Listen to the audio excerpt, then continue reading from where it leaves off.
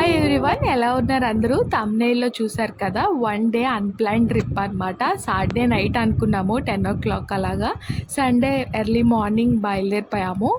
First అయితే నా Dora bag prepare చేసుకొని మంచిగా హెడ్ బాత్ చేసి దేవుడికి దండం పెట్టుకున్నాము. ఇంట్లో దీపారాధన చేసుకొని క్షేమంగా వెళ్ళి వచ్చేయాలని చెప్పేసి. అండ్ శివ 5:30కి స్టార్ట్ అవ్వాలన్నారు. ఎగ్జాక్ట్గా 5:30కి అలా స్టార్ట్ అయిపోయాము. ఫస్ట్ టైం అనుకుంటా తను చెప్పిన టైంకి నేను రెడీ అవ్వడము. అండ్ మేము సిటీ దాటేసరికి వెలుతురు వచ్చేసింది. ఇదైతే భలే అనిపించింది, ఏదో చీకటి గదిలో లైట్ వేసినట్టు టప్మని వెలుతురు వచ్చేసింది. అండ్ ఈ జర్నీ అయితే చాలా బాగుండింది. ఒక పక్కన మౌంటైన్స్, ఒక పక్కన సన్ రైజ్. ఈ బైక్ జర్నీ అయితే చాలా బాగుండింది. అండ్ ఎక్కడికి వెళ్తున్నామో చెప్పలేదు కదా, శ్రీకాకుళం వెళ్తున్నాము. 5-6 ఇయర్స్ నుంచి వైజాగ్లోనే ఉన్నా, నేను ఎప్పుడు విజయనగరం, శ్రీకాకుళం వెళ్ళలేదు. సో ఒక 2 టెంపుల్స్ అనుకొని బయలుదేరాము. ఇంట్లో అరసవెల్లి సూర్యనారాయణ స్వామి టెంపుల్, శ్రీకూర్మం వెళ్దాం అనుకున్నాము. దాని తర్వాత టైంని బట్టి చూద్దాం అనుకున్నాం. అండ్ శివ అయితే ఇంతకుముందు వెళ్ళారంట సూర్యనారాయణ స్వామి టెంపుల్కి. సో జర్నీ అంత ఈజీగానే అయిపోయింది అక్కడికి. అండ్ ఇదైతే శ్రీకాకుళం ఎంట్రన్స్, అండ్ ఇది సూర్యనారాయణ స్వామి టెంపుల్ ఎంట్రన్స్ అనమాట. టెంపుల్ కొంచెం రష్గానే ఉండింది, కానీ దర్శనం అయితే ఒక 15 మినిట్స్ అలా పట్టింది. ఆల్రెడీ ఇంట్లో ఫ్రెష్ అయ్యే వెళ్ళాం కాబట్టి డైరెక్ట్గా దర్శనానికి వెళ్ళిపోయాము. దర్శనం చేసుకొని బయటకు వచ్చిన వెంటనే మన ఫోటో వీడియో సెక్షన్ స్టార్ట్ చేశాను నేను. శివాకి ఆకలిస్తుందంట, పాప మా కొబ్బరి చిప్పే తినేస్తున్నారు. సో ఇంకెందుకు తనని ఎక్కువసేపు ఆకలితో ఉంచడమని వెంటనే ప్రసాదాల కౌంటర్ దగ్గరికి వెళ్ళిపోయాము. మీరు ఒకటి గమనించారా, టెంపుల్లో దర్శనానికి ఎంత రష్ ఉంటుందో ప్రసాదాల కౌంటర్ దగ్గర దానికి డబల్ రష్ ఉంటుంది. సో జనాలు అందరూ మాకులాగే ఉన్నారు అనిపించింది. అండ్ టెంపుల్స్లో పెట్టే పులిహోర చాలా బాగుంటుంది కదా. ఆ రోజు మేము విడిగా బ్రేక్ఫాస్ట్ ఏమీ చేయలేదు, ప్రసాదం కమ్ బ్రేక్ఫాస్ట్ అనమాట. పులిహోరే ఒక ప్యాకెట్ ఎక్స్ట్రా తీసుకొని అదే బ్రేక్ఫాస్ట్ లాగా తినేసాము. అండ్ ఇక్కడ బయట షాప్స్ కూడా చాలా ఉన్నాయి, కానీ మేము విండో షాపింగ్ అలా చూస్తూ వెళ్ళిపోయాను తప్ప ఏది కొనుక్కోలేదు. ఎందుకంటే నా డోరా బ్యాగ్లో స్పేస్ లేదు. అండ్ ఆ రోజంతా తిరుగుతుందాం అనుకున్నాం కదా, సో ఎందుకు ఎక్స్ట్రా లగేజ్ అని చెప్పేసి అలా చూస్తూ వెళ్ళిపోయాము. అండ్ అక్కడి నుంచి వెంటనే శ్రీకూర్మం స్టార్ట్ అయిపోయాము. ఇక్కడైతే ఒక చిన్న క్యూట్ మూమెంట్ జరిగింది. మా ముందు ఆటోలో ఒక 3 పిల్లలు కూర్చున్నారు. మమ్మల్ని చూసి హాయ్ చెప్పారు ఫస్ట్. సరే కదా అని నేను వీడియో రికార్డ్ చేయడం స్టార్ట్ చేసేసరికి చాలా షై ఫీల్ అయిపోయి మా వైపు చూడడమే మానేశారు. నాకు భలే క్యూట్గా అనిపించింది. శ్రీకూర్మం రూట్ అయితే మాకు తెలీదు, గూగుల్ మ్యాప్స్ పెట్టుకొని అక్కడ ఇక్కడ అడుగుతూ కొంచెం కన్ఫ్యూజ్ అవుతూనే వెళ్ళాము. ఇది కూడా రోడ్ చాలా బాగుంది. అండ్ పల్లెటూర్ల మధ్యలో నుంచి కదా, సో నేచర్కి దగ్గరగా చాలా పీస్ఫుల్గా అనిపించింది. ఈ డే అవుట్ నాకు చాలా రిఫ్రెష్మెంట్ ఇచ్చింది అనమాట. ఆఫ్టర్ లాంగ్ టైమ్ శివ నేను బయటికి వెళ్ళాము. అండ్ శ్రీకూర్మం చూడ్డానికి టెంపుల్ చిన్నది అయినా దాని హిస్టరీ అయితే చాలా పెద్దగానే ఉండింది. ఇది శ్రీకూర్మం ఊరు ఎంట్రన్స్ అనమాట. అండ్ ఈ ఎంట్రన్స్లో నుంచి లోపల రోడ్డు కూడా చాలా బాగుండింది. అండ్ శ్రీకూర్మము విడిగా అదొక్కటే వెళ్ళలేకపోయినా అరసవెల్లి శ్రీకూర్మం ప్లాన్ చేసుకొని వెళ్ళండి ఖచ్చితంగా. అంటే చాలా ఓల్డ్ టెంపుల్, దానికి చాలా హిస్టరీ ఉండింది. నాకు తెలీదు, అక్కడ శిలాఫలకాల మీద రాసింది, అది కూడా రికార్డ్ చేశాను. మీకు ఇంట్రెస్ట్ ఉంటే వీడియో పాజ్ చేసి చదువుకోండి. టెంపుల్ ఎంట్రన్స్ అనమాట. ఇక్కడ చెప్పులు బయట విడవద్దు, టెంపుల్ ఎదురుగా అని క్లియర్గా బోర్డు పెట్టుంది. అయినా జనాలందరూ అలా విడిచేసి వెళ్తున్నారు. మీరు మాత్రం అలా చేయకండి, లోపల స్టాండ్స్ ఉన్నాయి, లోపల పెట్టండి.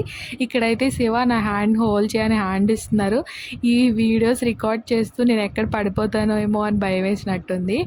ఎంట్రన్స్ లోపలికి వెళ్ళిన వెంటనే రైట్ సైడ్లో చెప్పులు స్టాండ్స్ ఉన్నాయి, అక్కడ ఎవరు పెట్టట్లేదు. సో ప్లీజ్ మీరు వెళ్తే కనుక ఖచ్చితంగా బయట టెంపుల్ ఎదురుగా చెప్పులు విడవకండి.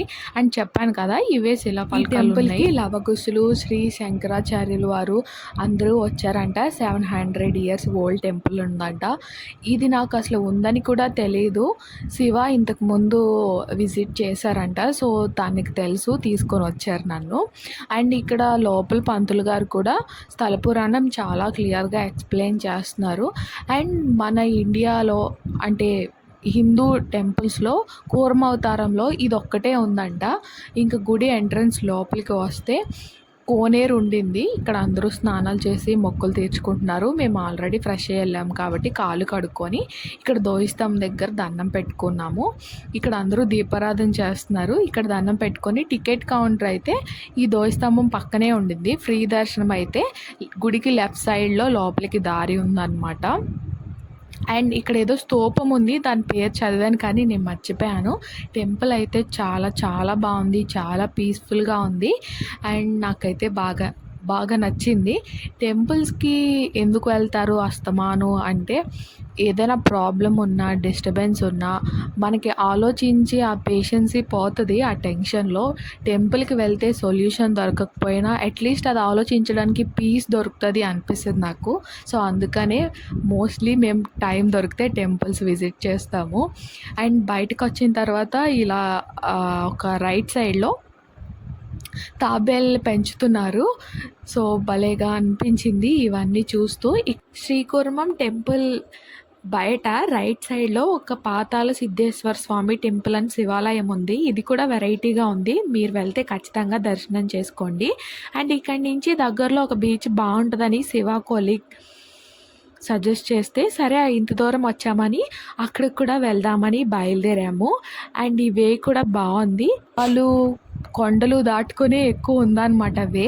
అండ్ బీచ్కి వెళ్ళే దారిలో ఇక్కడ జాతర ఒకటి అవుతుంది, రాజమ్మ తల్లి జాతర ఏదో అవుతుంది. అందరూ 2-3 కోళ్ళు మేకలు పట్టుకొని ఫుల్గా భోజనాలు చుట్టాలు హడావిడిగా ఉండింది. బీచ్ కూడా కొంచెం వెతుక్కుంటూనే వెళ్ళాము, వే అంత ఈజీగా తెలియలేదు. అండ్ దీని పేరు నాకు నోరు తిరగట్లేదు. సో వీడియోలో ఒక చిన్న ఫోటో వేస్తాను సైడ్, మీరు చూసుకోండి. అండ్ ఇక్కడ మన శివ చూడండి కూల్ బాయ్ లాగా. అండ్ ఎనర్జీ డ్రింక్ తెచ్చుకున్నాము ఇంటి దగ్గర నుంచి, లెమన్, సబ్జాలు అండ్ కొంచెం గ్లూకోజ్ వేసుకొని ఆ రోజు మొత్తం ఇదే మా ఎనర్జీ డ్రింక్ అనమాట. ఫుల్గా తిరిగాం కదా, సో కొంచెం బీచ్లో టైం స్పెండ్ చేసి వీడియోస్ ఫొటోస్ మంచిగా తీసుకున్నాము. కరెక్ట్గా మేము బీచ్కి వెళ్ళేసరికి 12 o'clock అలా అయ్యింది. సో మంచి ఎండ్ టైంలో వెళ్ళాము.